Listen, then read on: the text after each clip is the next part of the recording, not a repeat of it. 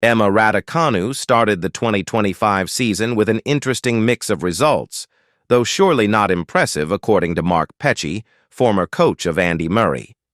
Despite the underwhelming results since her iconic U.S. Open win in 2021, Emma Raducanu remains one of the most promising tennis players in the world. She's widely touted as a star in the making, as winning a Grand Slam is no mean achievement, and it can be argued that it certainly doesn't happen if a player doesn't have the skills for it.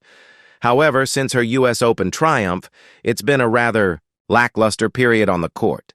That trend hasn't changed much in 2025. A couple of good wins in Melbourne, but then a rather disappointing end in Singapore. Following her loss at the Singapore Open, Raducanu has copped criticism from former player and the former coach of Andy Murray, Mark Petchey.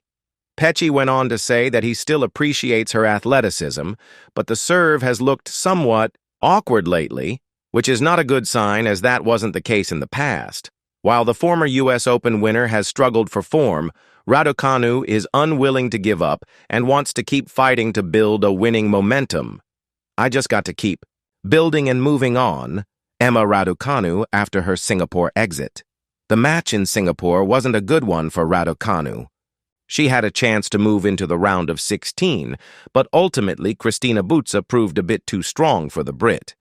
Still, it was a hard-fought loss, 7-5, 5-7, 5-7, and Raducanu was happy with that, because she is constantly in search of match-competitive situations.